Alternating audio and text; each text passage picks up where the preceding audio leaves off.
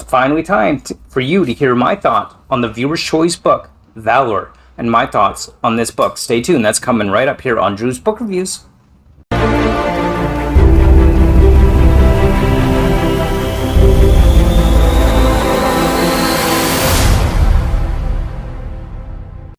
Alright, good day, and welcome to another episode of Drew's Book Reviews. Today we are going to be talking about Valor. So this is the viewer's choice pick for which book you wanted to see me do a review on from my next 5 reads video series. This is the one that was voted on and got the most votes for the viewer's choice. So we're going to talk about Valor today. So this is the second book in the Faithful and the Fallen series. But before we get into that, be sure to hit that like button, comment, and subscribe. And of course, I'm always happy to hear from you. You can join me down on all my socials. I'll have linked down below, so check that out. Alright, let's get into this. Valor. So as the second book in the Faithful and the Fallen, I found the primary focus was on 2 main story plot lines. One is with Nathar, the High King, who has his own agenda, who is on his own crusade, so to speak, and he is seeking out these ancient artifacts of tremendous power that are said to be like godlike power behind them, and he is seeking them for his own crusade and his desire to bring it all together as the war continues to brew, as war has hit the banished lands or come to it, with between the gods and the giants and the people of the banished lands. And the second storyline we have in this book is that of Corbin and his companions, and they are fleeing for their lives, just trying to survive, and they have to make it through hostile territory, being hunted everywhere they go, trying to live up to these expectations that have been thrown upon him. He is expected to be this savior and this war leader that he just doesn't feel up to all the time. So very much typical of what we see in that kind of hero's journey idea behind a lot of the characters. And the hero's journey story arc, of course, is a very common plot line that happens, a very common trope, so to speak, in fantasy, and there's nothing wrong with that. I absolutely love the whole idea behind a hero's journey, and when it's executed well, it's done well. And overall, I think that John Gwynne is doing a decent job executing that, especially with Corbin, who is fleeing for his life with his companions. This is another one of those books that has the classic animal companion. So Corbin has his woven animal companion within this story, and he is always there to protect. They're there to protect each other as they journey through the banished lands, seeking shelter and safety. And I absolutely love that. The woven in these books are just really cool. Honestly, they're like these giant, massive wolves. I envision them like wolves that are like 3-4 times bigger than a typical wolf, and they're ferocious beasts, and they're not something you want to mess with. And not only are they being hunted by woven and having to protect themselves from that, but also by their enemies as they travel through the banished lands.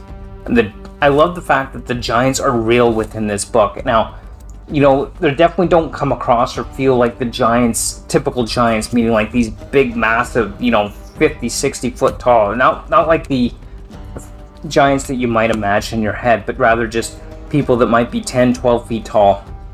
Something like that. So just significantly larger than the normal people. So the giant clans are part of this. And one thing that I really think brings an element to this that I really enjoyed is in the first book, it just talked about the giants and how you're a giant slayer. You could be a giant slayer and hailed as a hero for being that.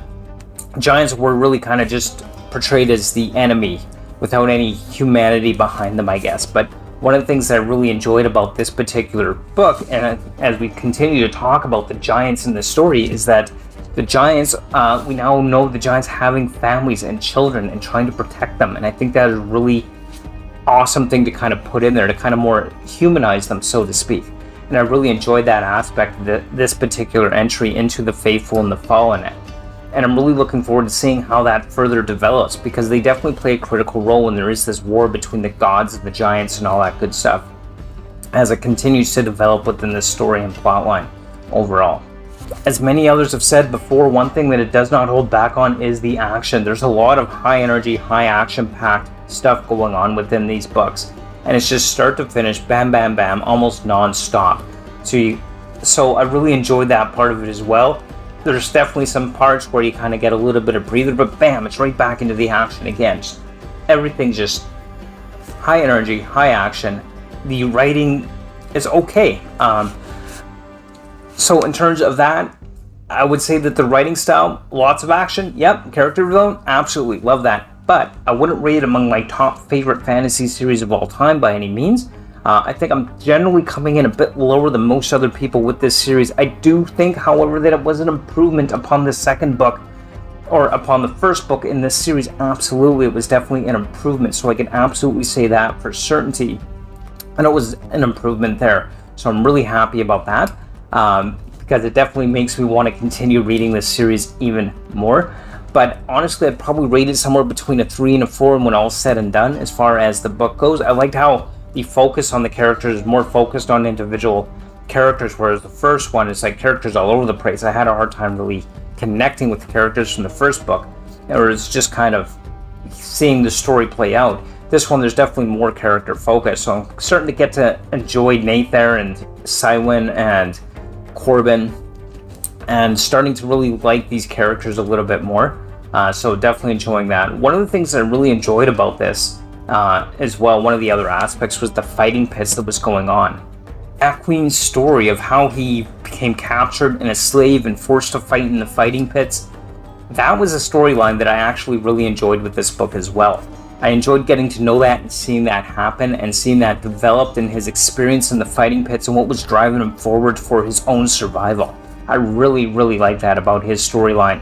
And I don't know, I'm always a sucker for that kind of storyline. Somebody who is basically forced into slavery and has to fight their way free. I've just kind of a sucker for that type of storyline. I really enjoyed that. We see a similar storyline with other books as well. I know Kaladin from the Stormlight Archive had kind of a similar experience in which he was basically forced into slavery.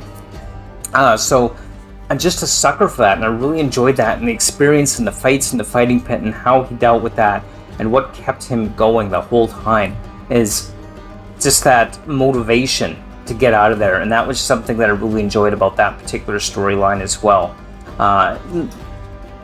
Well, also then, I think that might actually be one of my favorite storylines or plot lines from within this book, is really Macwin and the fighting pits.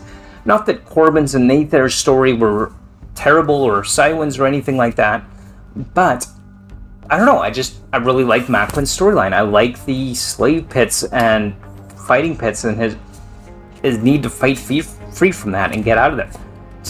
I just like that the most, I guess.